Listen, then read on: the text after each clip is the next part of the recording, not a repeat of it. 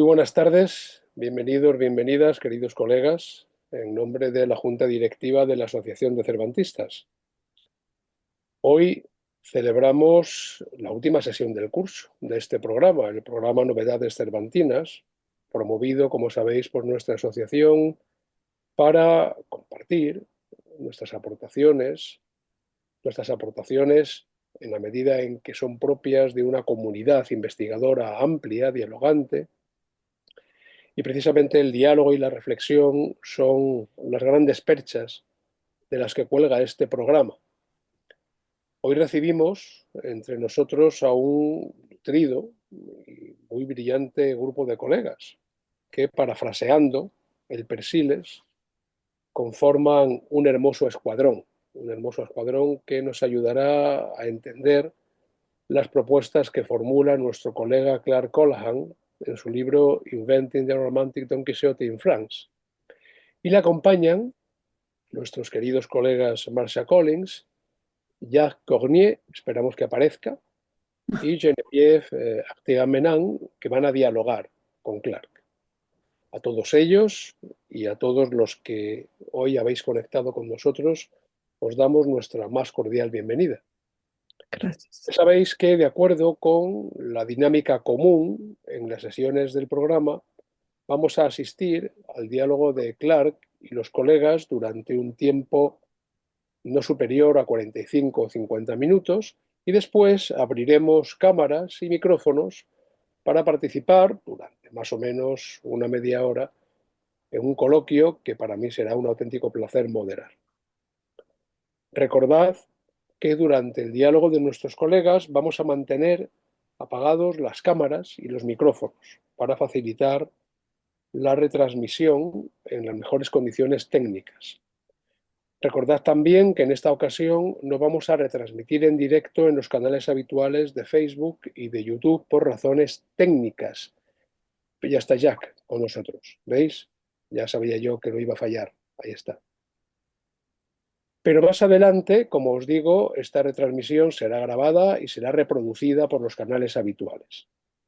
Y por mi parte, y teniendo en cuenta que hoy somos muchos y tenemos cosas muy importantes que decir, no digo nada más. Adelante, Clark, Marcia, Jack y Geneviève. Os escuchamos, como siempre, con enorme atención y con enorme afecto. Muchísimas gracias, Santiago, y muy bienvenidos a todos. Es un placer estar aquí y es un verdadero honor para mí formar parte de este equipo y estar entre tan distinguidos colegas y amigos como Jack, Geneviève y Clark. Y simplemente quiero presentar, ¿no? Mostrar el libro de Clark. Y antes, todos con ejemplares. Y antes que nada, Clark, te quiero felicitar por este libro. Es un libro magnífico, con unas investigaciones muy originales, muy creativos. El aporte me parece muy importante y nos has dado varias pistas para seguir estudiando y disfrutando. Y además es una lectura sumamente amena. Así que enhorabuena y muchísimas gracias por esta contribución tan importante, ¿no? Al cervantismo y a la literatura comparada, diría yo también. ¿Por qué no empezamos con donde tú empiezas en tu libro con la cuestión del jansenismo y la conexión, ¿no?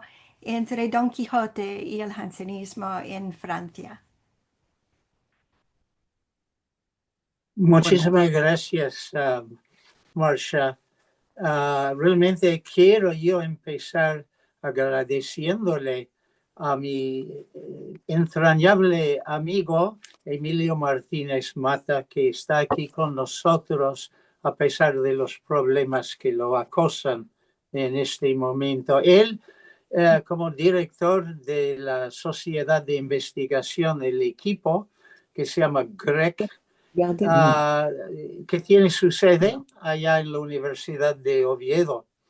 Él me sugirió que estudiara esta traducción y continuación del Quijote en Francia por Thiers Saint-Martin y por Robert Schall, que ya habíamos visto otras traducciones al francés, pero no quedaba realmente ningún rastro, muy poco de estudio sobre la traducción de Thiers Saint-Martin y Schall. Así que me lanzó en una aventura que me ha durado ya varios años y que me llevó a investigar la comedia del arte, literatura inglesa. O sea, que ha sido una gran odisea intelectual para mí. Y te lo agradezco muchísimo, Emilio. Bueno, los jansenistas, bueno, tal vez debo agregar que la Sociedad Grec ya me publicó en español una versión anterior de tamaño reducido en comparación con lo que acaba de salir en inglés. Pero ese libro está disponible a través de la Asociación de Cervantistas y se llama El Camino Francés al Don Quijote Romántico. Y entonces, si hubiera alguna duda, está disponible esa fuente también. Ahora, los jansenistas, un movimiento poco conocido, tengo la impresión, fuera de Francia. Se inició en Holanda, luego llegó a Francia como a mediados del siglo XVII. Su vínculo con Don Quijote está en su independencia de conducta y su no conformismo en cuanto a la conducta de la sociedad general que los circundaba. Luis XIV, el rey de Francia en esa época, claramente odiaba a los jansenistas y decía que eran completamente ingobernables. Y claro, hay ciertos puntos de contacto allí con Don Quijote desde un principio, que él sabía que era distinto de los demás como caballero andante. Una conducta que tenían en común era la austeridad, tanto en la comida como en el alojamiento. Empezó como un movimiento en Francia dentro de la universidad y ahí se iba extendiendo hasta que tenían, si no me equivoco, 2 conventos y la sede principal estaba en el Puerto Real de París. Y por fin, después de varios años de conflicto, Luis XIV mandó cerrar ese convento por centro de resistencia a la autoridad real. Pero la independencia de pensamiento se veía en las pequeñas escuelas que las monjas allí conducían para los niños y como un ejemplo jugaban a las cartas, pero en las cartas no había ninguna reina, sino más bien había figuras de los primeros siglos del cristianismo que irían volver a la edad de oro, pero de los cristianos. Y por supuesto, sabemos que Don Quijote, por su discurso que les dio a los cabreros, que él también pensaba con nostalgia en esos siglos. Él, quien inventó en Francia o que trajo este movimiento era Saint-Cyran, o no sé en español cómo sería, como San Cyrano, supongo, pero él era un hombre bastante egocéntrico, por lo que yo he observado, que hablaba mucho de su propio papel como héroe propagandística por sus hazañas santas, trayendo las verdades religiosas e intelectuales. Y él hablaba mucho, como Don Quijote con Sancho, de lo que dirían de él en el futuro sus biógrafos. En cuanto a la filosofía, en 1654 se convirtió el famoso filósofo Pascal al movimiento. Su hermana ya era miembro también. Lo importante de Pascal es su oposición al empiricismo de un Descartes, que decía todo tiene que basarse en la información sensorial que nos llega a través de los 5 sentidos. Y entonces su lema era pienso, luego soy, como algo, un hecho verificable. Pero veía Pascal que no funcionaba esto, que también hace falta una dimensión sentimental. Y claro, el famoso más dicho de Pascal es: el corazón tiene sus razones que la razón desconoce.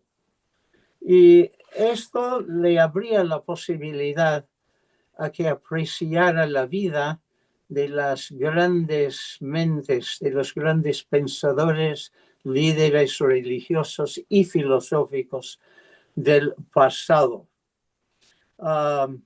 Y claro, Don Quijote tenía como su modelo a los héroes de la literatura caballeresca.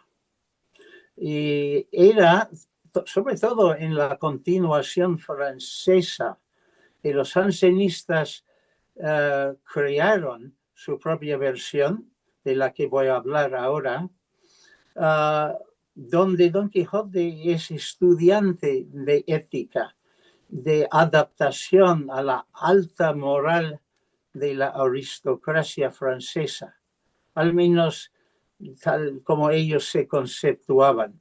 Después viene la revolución, de eso hablaremos, pero en esa época los aristócratas franceses pensaban que era posible, al menos si toman a modelo a Don Quijote, como alguien que sube de la burguesía, la pequeña aristocracia, y llega a representar a alguien digno de estar entre los grandes del país. Eso creo que es lo más importante. Bueno, también en cuanto a la filosofía, había un fuerte elemento feminista dentro del jansenismo en París. La abadesa y las monjas pensaban que realmente entre todos los tipos de seres humanos, los hombres eran mucho más pecaminosos que las mujeres. Y estudiaban las monjas a las santas, no los santos, sino más bien a las santas que están en la lista, ¿no? Y en cuanto a Don Quijote, ellos veían que Don Quijote vivía motivado por su amor a Dulcinea y que ella era una mujer perfecta, idealizada, y se acordarán de que en el Quijote la duquesa le pregunta a Don Quijote en un momento para mí clave de la novela: me dicen que no existe Dulcinea, pero tú le dedicas gran parte de tu vida, ¿qué piensas tú? Y él contestó: no sé si existe Dulcinea, pero yo sí sé que soy un hombre mejor por haber creído en ella y haberle dedicado mi vida. Entonces, hay este elemento feminista se ve también en la participación de la reina de Polonia, que era discípula también del convento, y las monjas le aconsejaban en cuanto al gobierno de ese país. Creo que esto es lo más importante del movimiento jansenista. Marchand, ¿quieren que les explique más de la traducción, de la continuación que escribieron? ¿O cómo quieres que sigamos? Sí, yo por lo menos tengo mucho interés en lo que has dicho en el libro sobre los objetivos, ¿no? De la traducción, cómo eligieron ciertas palabras, cómo cambiaron ciertas cosas, etcétera. Con todos estos objetivos y toda la preocupación con la ética, la moral, ¿no? Bien, cómo no. No podemos meternos aquí en grandes detalles. Sin embargo, hay, a pesar del miedo a la censura de doctrinas demasiado abiertamente en contra del rey y en contra del Vaticano, hay rasgos del protestantismo. En la conducta, como ya mencioné, mucha austeridad. Y si pensamos en el episodio de Don Diego de Miranda, que él describe su vida, la comida cuando tenía invitados era abundante, era muy sana, pero no nada de lujos ni frivolidades. En cuanto a los santos, como los protestantes, los jansenistas no les daba la misma importancia, no les daba la adoración que el catolicismo vaticano en esa época.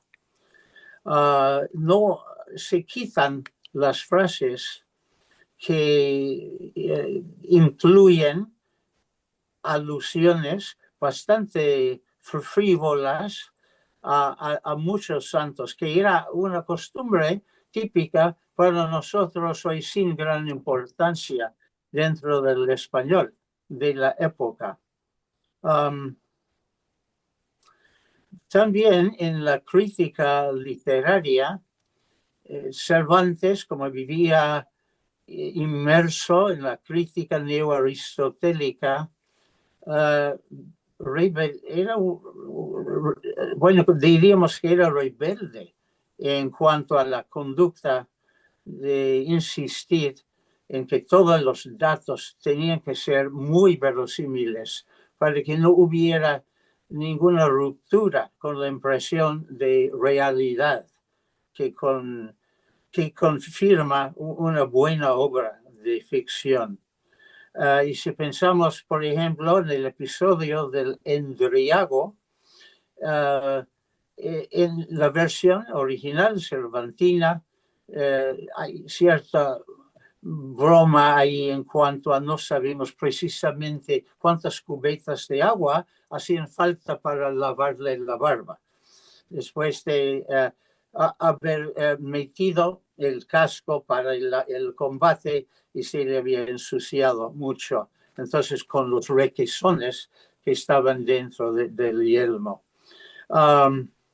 Nunca se sugiere que hay cosas de dudosa veracidad dentro del texto jansenista. En la continuación, primero, Phil Saint-Martin hizo la traducción.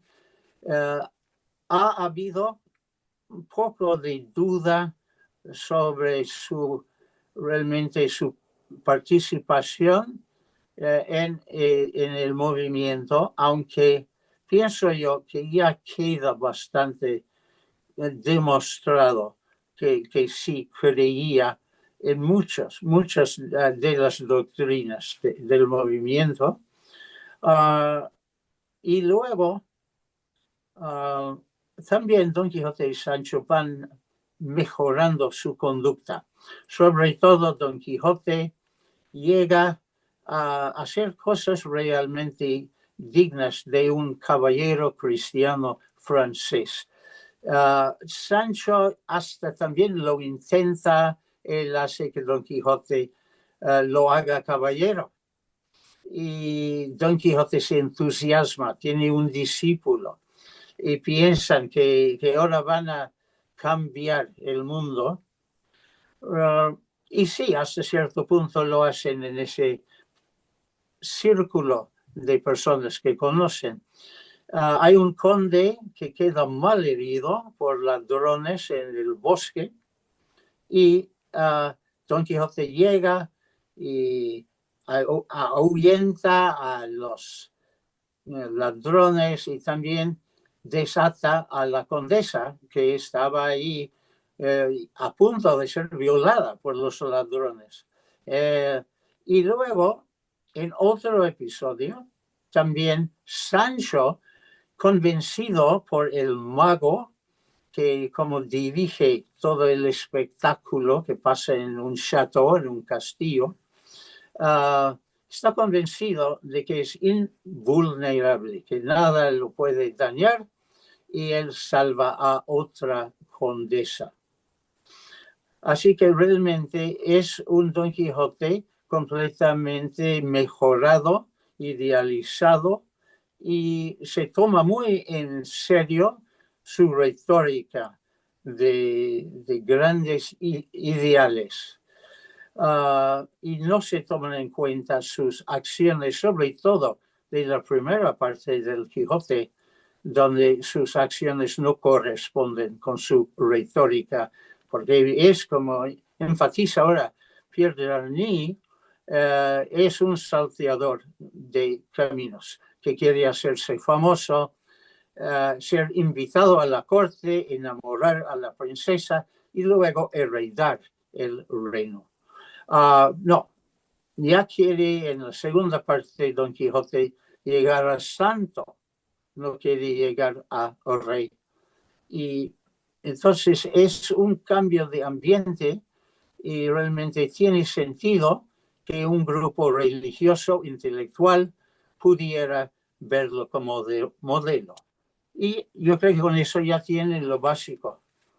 No, muchísimas gracias, Genevieve, Jacques. Ya sé que tenéis preguntas, ¿no? Bueno, sí, es que en lo que acaba de decir el señor, yo pienso que en el quinto libro, es decir, el texto de Saint-Martin, de Philo de Saint-Martin, en este texto Sancho está mejorándose, así que sigue hasta poder ser un compañero del Quijote y puede tornarse y salir de su estado social. Mientras que en el texto de Charles, el sexto libro, eso no ocurre, porque así que cuando Charles empieza a escribir su texto, es que cambia totalmente, es que no puede seguir con los aristócratas y seguir con los señores que comen ensemble, juntos, que comen juntos, y hasta que está castigado, porque todos dicen que tiene que tener un papel de bufón y que hay que golpearle para que pueda desencantar, para que puedan desencantar Dulcinea. Así que hay el papel de Sancho Panza es totalmente diferente entre el tomo quinto y el tomo sexto. Bueno, ¿otra pregunta? Bueno, tal vez debamos seguir adelante ahora hablando de la personalidad de Don Quijote, cómo va evolucionando. Y tal vez en este aspecto, esto era la cuestión que nos propone ahora Genevieve. ¿Qué nos dices de Sancho. ¿Estás de acuerdo con Jacques en esto?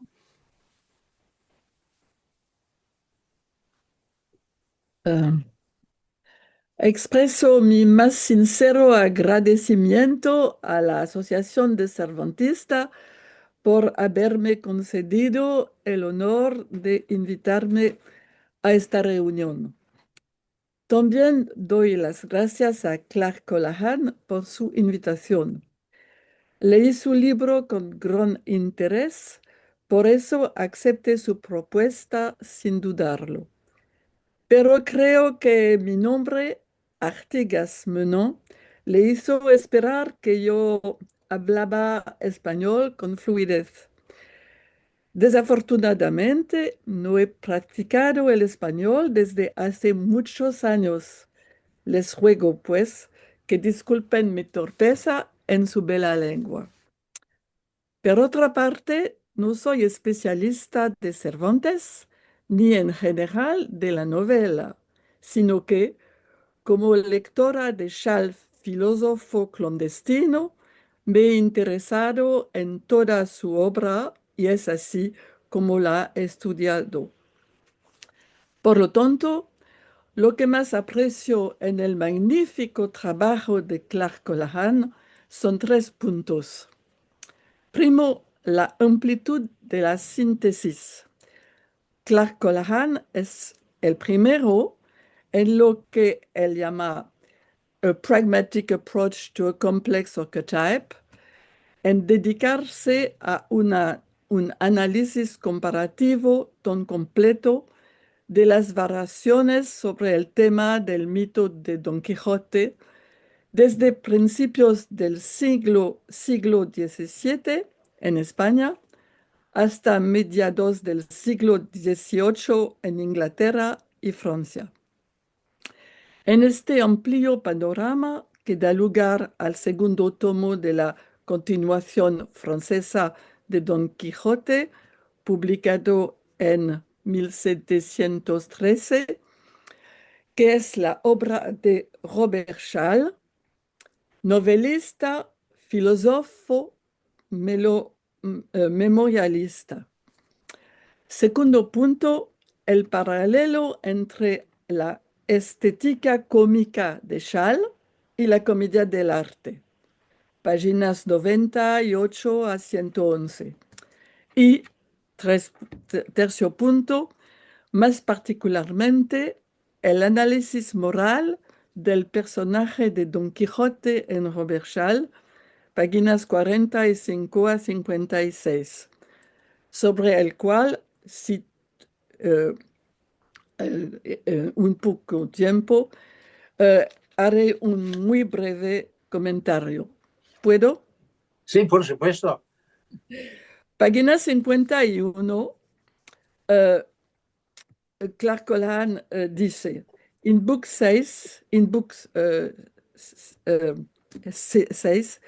Schall develops the link between Don Quixote's love for Dulcinea and the morality, virtuous but not attached exclusively to Christianity. La precisión, non attached exclusively to Christianity, se aplica perfectamente a la moral de Schall, que en su tratado deísta, Dificultés sur la religión, aboga por una moral natural inspirada en el cristianismo, pero despojada de todo dogmatismo. Como toda verosimilitud ficcional, a través de la voz de Don Quijote, Robert Schall ofrece un largo alegato en defensa de las mujeres, y los oyentes no sabían qué pensar de un hombre que, aunque les pareciera loco, hablaba a propósito y mezclaba en su discurso una moral tan pura y tan cristiana. Y Robert Schall lo justifica. He aquí la moral que he encontrado en mi original español me ha parecido justa y natural y capaz de impresionar a la mente del lector. sobre todo si tiene el temor de Dios y su salvación como recomendación.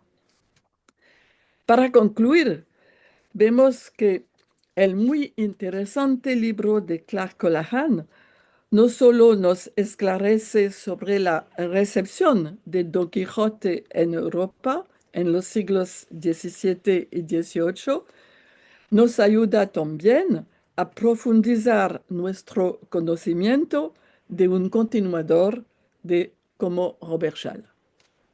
Gracias. Muchas gracias, Genevieve. También queda, en cuanto a Sancho, una duda donde tal vez sea el único punto de media discrepancia entre Jacques y yo en cuanto al final de la continuación francesa y el final de la versión original y lo que va a ser el final de otras dos continuaciones que van a aparecer más tarde. Jacques, cuéntame, ¿cómo ves tú la muerte de Don Quijote y cómo Don Quijote reacciona a la gran desilusión que sufre al final de su vida? Bueno, es que es verdad que pierde Dulcinea y que también, a pesar de que se ha agregado al grupo de los aristócratas, ya nota que no ha conquistado la gloria que imaginaba al principio. Así que es un fracaso en el final, me parece. Ajá.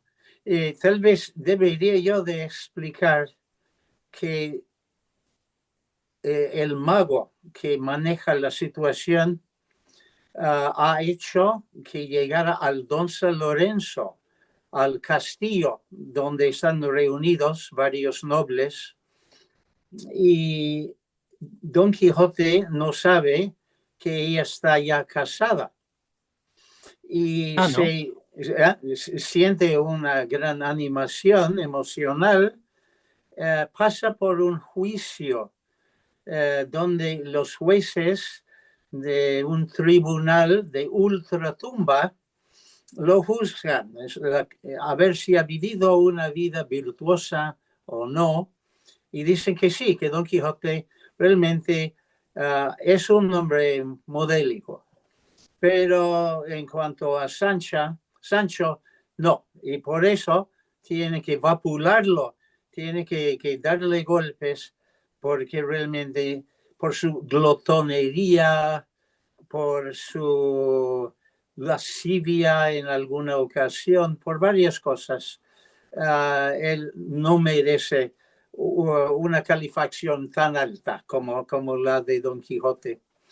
Pero entonces Don Quijote sale triunfante de este juicio, se le prepara un gran banquete y en este gran banquete él expresa su disgusto con los elementos corruptos de la sociedad en que vive.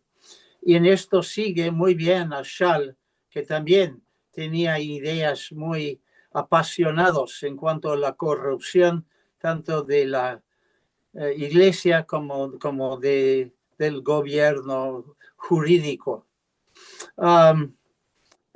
Entonces, después de este gran banquete, donde él puede explayarse en sus ideas, se le da una mala jugada, que por fin el mago le revela que ya está casada, o no está casada, pero que ha hecho un juramento de nunca casarse, y que si ella intentara casarse, moriría al instante.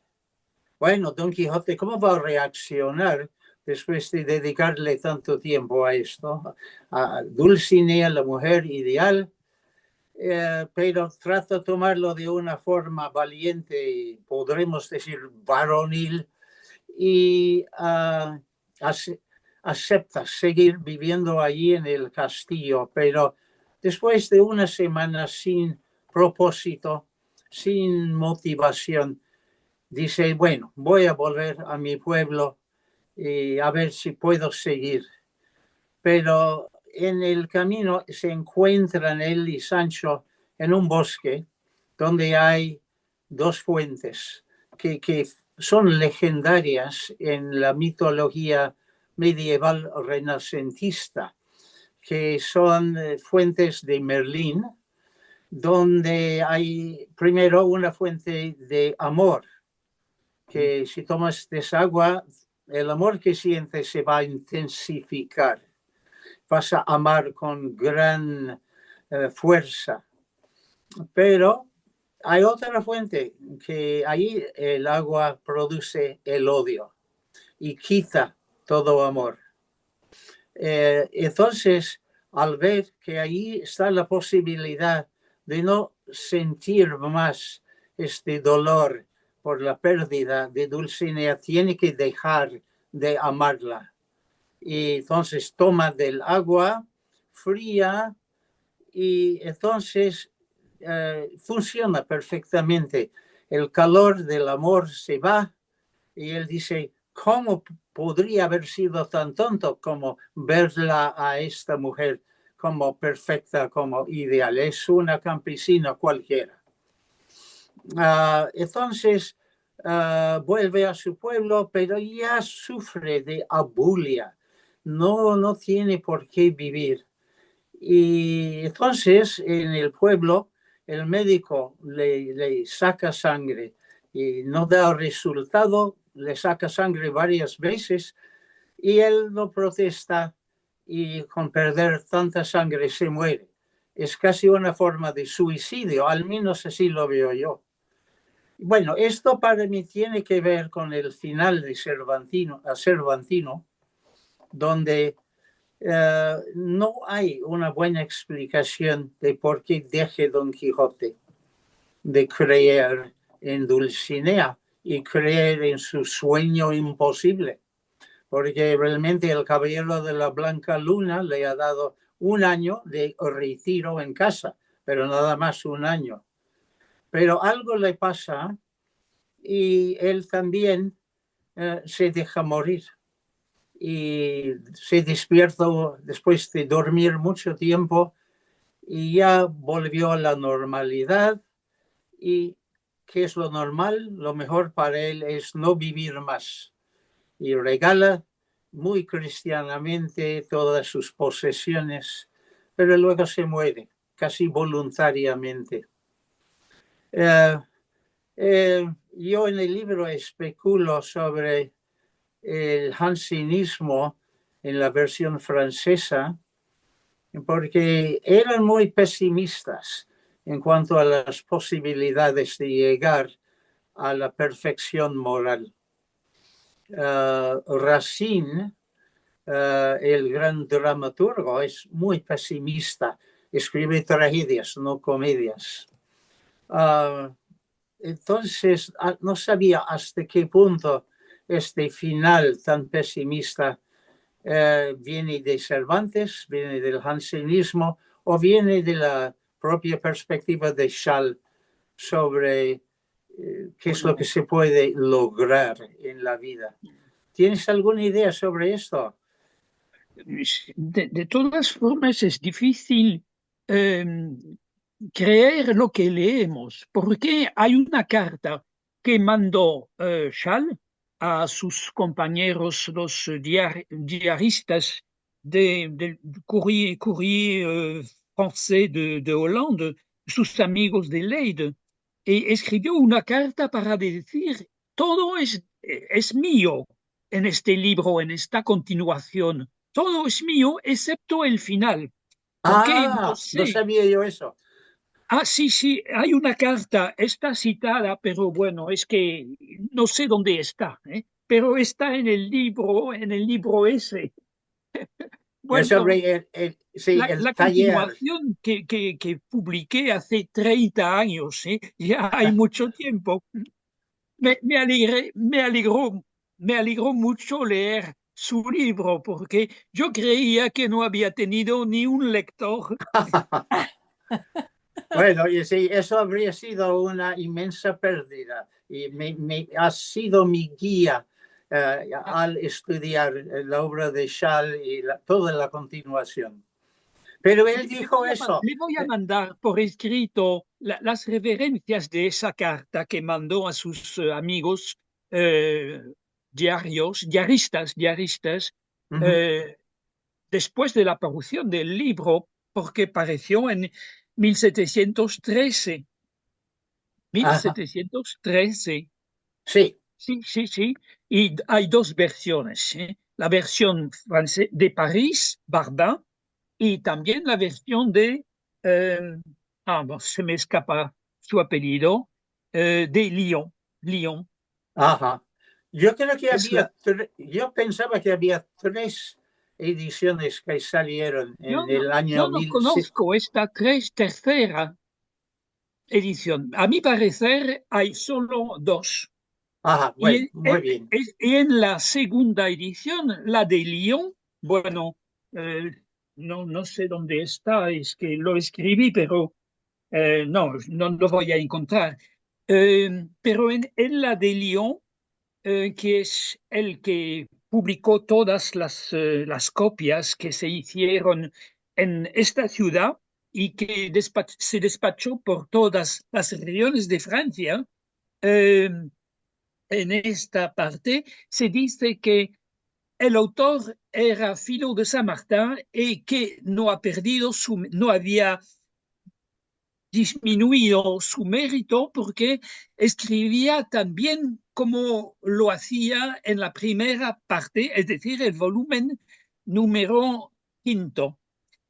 Y cuando leyó esto, Schall se enfadó y escribió a sus amigos los diaristas para decirle es una mentira. Y esto, bueno, no tiene solución porque después los diaristas le contestaron, solo hay que escribirnos su nombre, su apellido, y vamos a publicarlos en nuestro diario. Y entonces Schall respondió de una manera extranjera porque contestó diciendo, es que me parece que le interesa más eh, conocer mi apellido que darme una obra que es mía. Y entonces los diaristas le contestaron, ¿cómo quiere usted que digamos que es usted el autor del tomo sexto si no podemos utilizar su apellido? Es una tontería absurda.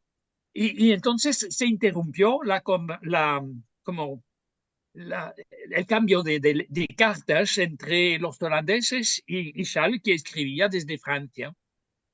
Qué interesante, eso lo desconocía.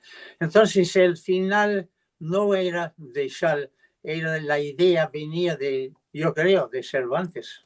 Bueno, Puede ser. No sé. a mí, bueno, amigos, ¿por qué no abrimos la discusión, no? Habrá preguntas de nuestros compañeros que están aquí escuchando.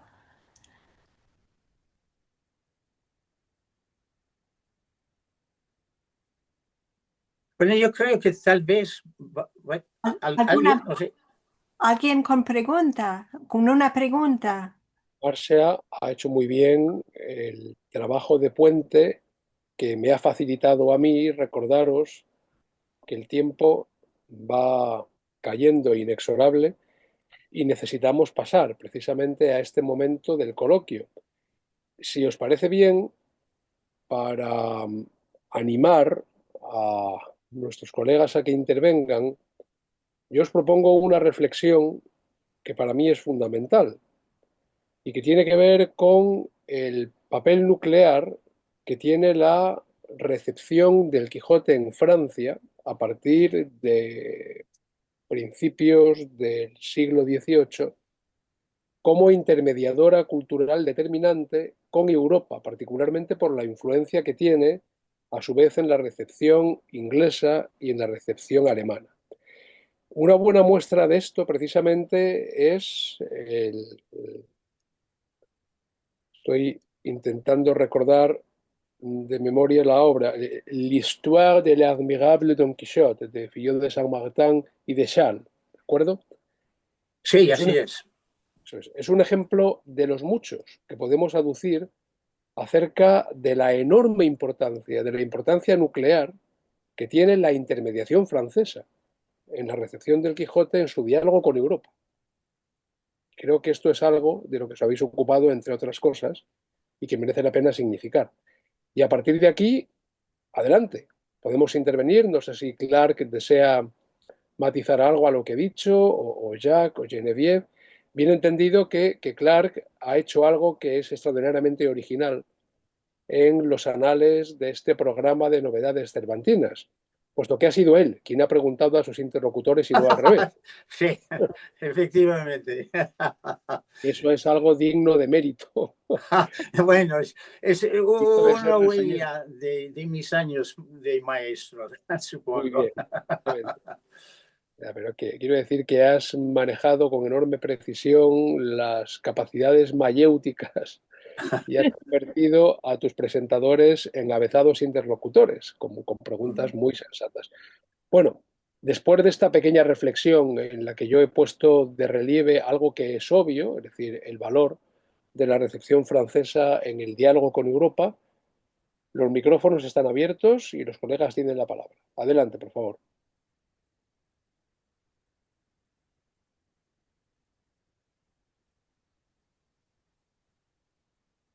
Bueno, tal vez estimule un poco la participación si yo les digo un poco del vínculo con el quijotismo de Jean-Jacques Rousseau, famoso filósofo que influyó muchísimo en Inglaterra en esos años.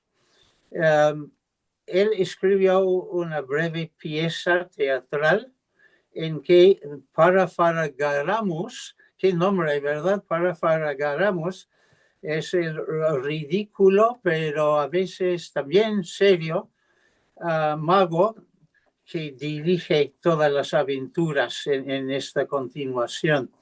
En el libro, en la continuación, no sabemos hasta qué punto es benigno, es benéfico, y hasta qué punto, como en el final, es capaz de arruinarle a Don Quijote su vida.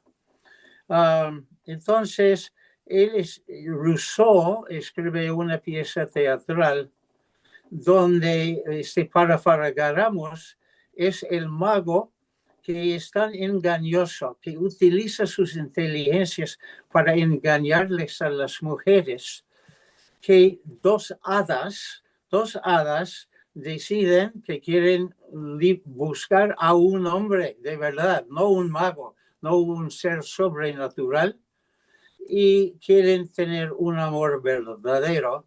Y el protagonista, Arlequín, que es como el hombre común, tiene que decidir si quiere el prestigio de una hada de alto rango o si quiere más bien a una mujer que se llama Flor de Naranja para casarse con ella y de esa forma tendrá un amor sincero y duradero. Y de eso creo que en Inglaterra viene también esta misma idea de que amor tiene que ser sincero, no tiene que ver con el rango.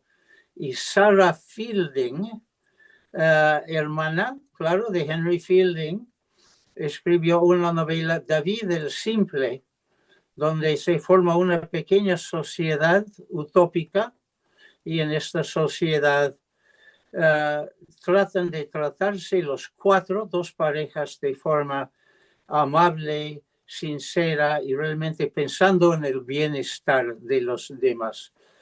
Creo que se basa en la historia de Cardenio y sin embargo en la historia de Sarah Fielding hay una historia intercalada donde hay también dos parejas, pero una de las dos mujeres es incapaz de dominar sus sentimientos y se rompe por celos, por un asesinato, un suicidio, se rompe toda la utopía. Para mí, Rousseau, en su última novela, Julie, o sea, Julia, o la nueva Eloísa, presenta también una sociedad utópica, pero allí también la protagonista es incapaz de dominar sus deseos por un hombre que no le corresponde y entonces termina suicidándose, como en el Quijote, como en la final de la continuación francesa. Entonces tal vez es otra forma de acercarse a la evolución de lo que tenemos en la continuación francesa.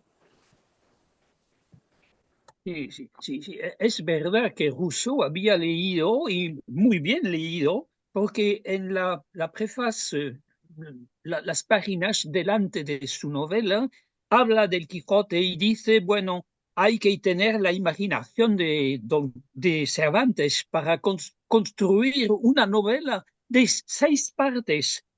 Y bueno, es que no existen las 2 últimas partes porque son las de Philo de Saint-Martin y de Chasles. Pero Rousseau creía que las 6 partes eran de Cervantes, como todos los lectores que han leído el texto francés. Y ahí también hay una ceremonia donde el tutor de quien está enamorada, Julia, jura ser su caballero fiel andante y ella lo acepta como si fuera Don Quijote aceptado por Dulcinea. Y hasta también él se compara con un episodio en el Quijote, así que hay bastante evidencia de que tenía muy en cuenta Rousseau a Cervantes al terminar esa novela. Sí. Y tenía Fernando una pregunta que hacer. Sí, gracias Santiago. Yo me sumo a los agradecimientos por este diálogo del que hemos aprendido muchísimo, sobre todo, ¿no? Este aspecto de la recepción.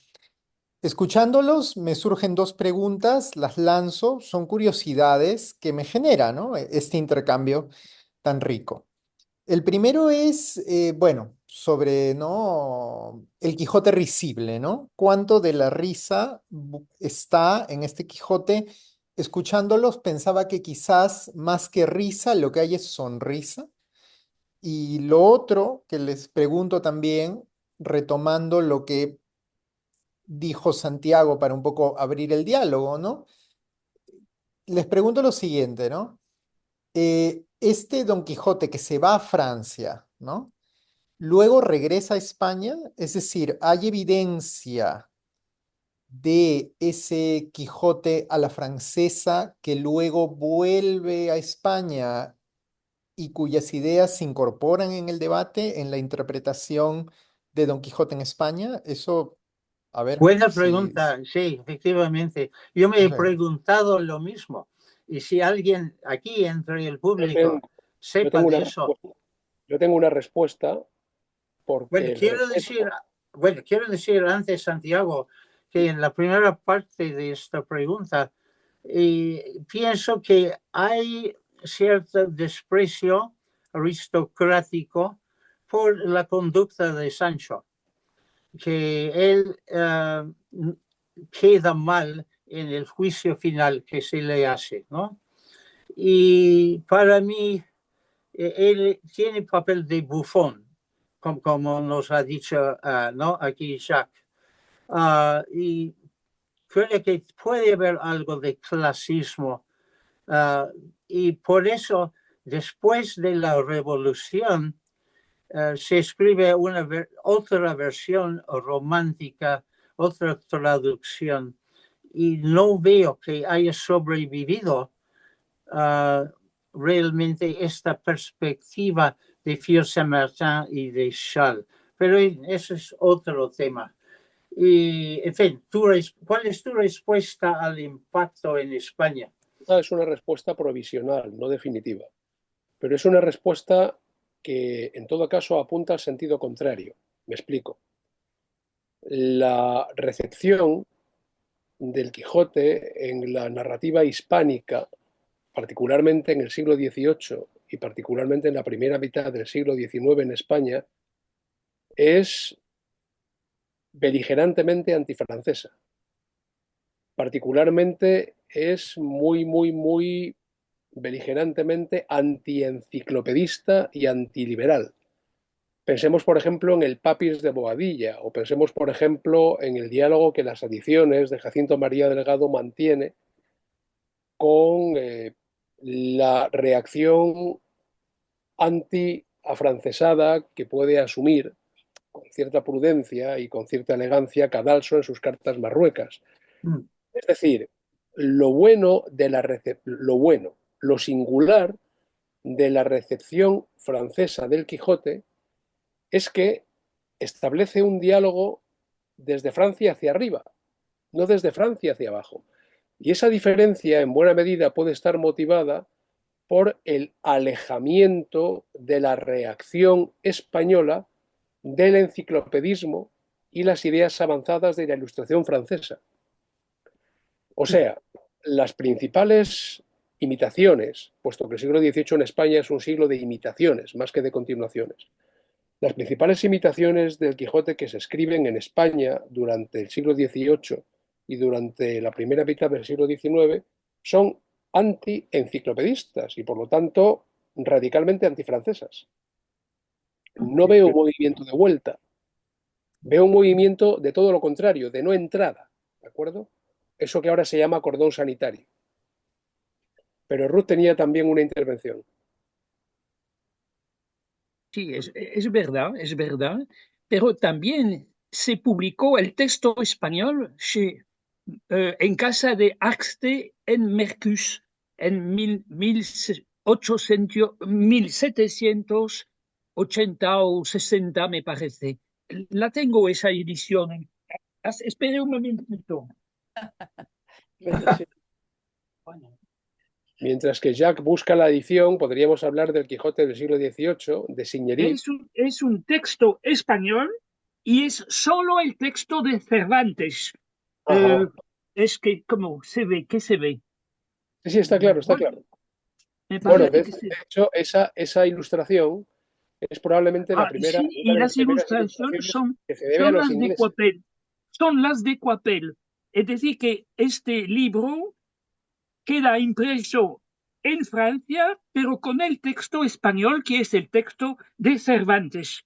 Pero es Así que diferente. el público que hablaba español podía saber que existían dos textos diferentes. Y sin embargo, hay que esperar hasta 1825 hasta que alguien dijo, bueno, es que en el texto español yo no encuentro ni el volumen quinto ni el volumen sexto. Y solo se publicó en esta versión el texto auténtico, pero nos Porque los encontramos en los profesores, años 1825. Pero esto en es porque este los caso, en profesores, el caso del libro de que estoy hablando, con los dibujos de Coipel, que sirven también para la edición francesa. Es decir, que como la Arte et Mercus editan, sí, eh, el texto español para los hispanohablantes, o los españoles. Y el proceso quizás de traducción es un los proceso de que podían apropiación. hablar español en Francia. Bueno, Buena precisión. Ruth, por favor. ¿cómo? No, Ruth, habéis pedido la palabra, me parece. Sí, sí, Ah, sí. no. No, pero es una oportunidad para felicitar por primero por el libro y segundo por la conversación que es tan rica. Yo me quedé también un poco intrigada por la pregunta de Fernando, que fue en parte respondida si se mantiene eh, eh, al convertirlo a Sancho en un personaje bufonesco, si eso nos lleva hacia un- una risa, digamos, al estilo más de Avellaneda, o hay un espectro del humor en este libro. Sí, efectivamente. No hay esa grandeza en el tratamiento de Sancho que tenemos en exaltación que tenemos de Don Quijote. Y pienso que eso, que después de la revolución, tanta autoidentificarse Don Quijote con la aristocracia le queda un poco mal. No cabe bien dentro del movimiento romántico que enaltece a la gente común, a los campesinos. Y ese tratamiento bufonesco de Sancho Panza, precisamente por esa desigualdad de clase, también se aprecia. Se aprecia concretamente en las adiciones de Jacinto María Delgado, del año 1786. Quiero decir que es un motivo recurrente, ¿no? Y eso es interesante. ¿Alguna otra intervención? Venga, adelante.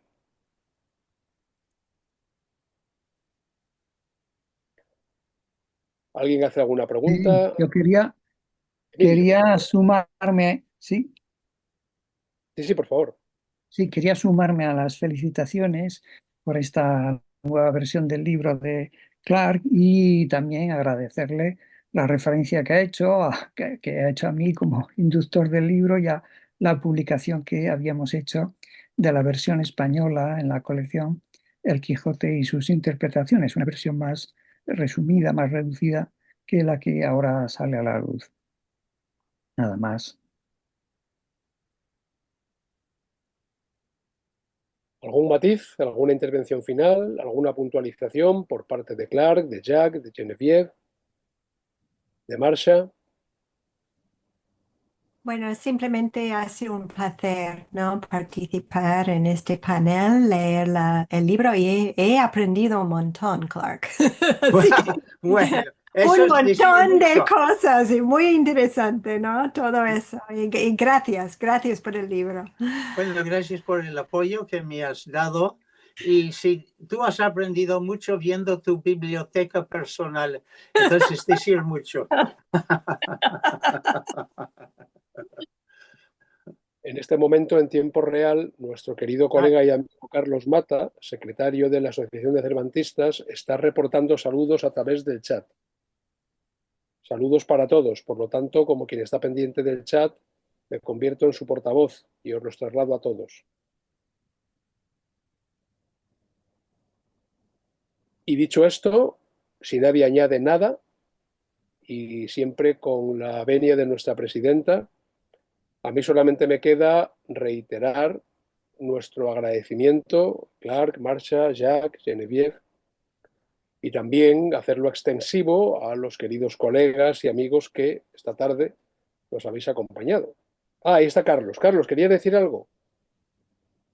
No, solo que no podía saludaros porque por un asunto de permisos no me dejaba abrir el vídeo, simplemente. Saludar a todos, decir que ha estado muy interesante la sesión y el debate. Perfecto, pues ha sido una aportación cordial in extremis, de modo que por la parte que me toca a mí celebro que hayas podido engarzarla a esta ronda de despedidas y de agradecimientos. Aunque os lo recordaremos a todos con la necesaria antelación, os esperamos el 25 de septiembre a las 7 de la tarde para la presentación dentro del programa Novedades Cervantinas del libro Ética de la Teatralidad en Cervantes, de Moisés Castillo, que será presentado por Mercedes Alcalá Galán y actuará nuestra querida vicepresidenta Alicia Villar como anfitriona y moderadora institucional. Desde ahora hasta entonces, no me queda sino desearos a todos un feliz y próspero verano. Recordad lo que creo que decía Fray Luis, el tiempo nos llama a los estudios nobles, pero también al descanso y al ocio. Cuidaos mucho, disfrutad de estas merecidas vacaciones para aquellos que tenéis, al igual que yo, calendario boreal, y volved con ánimos renovados y renovadas lecturas para el siguiente tramo del programa Novedades Cervantinas, que está programado hasta diciembre del año 2025. Cuidaos, estad bien, sed felices y un fuerte y cordial abrazo para todos. Hasta la próxima. Gracias. Muchas gracias. Así, muchas gracias. Gracias. Gracias. Gracias a todos.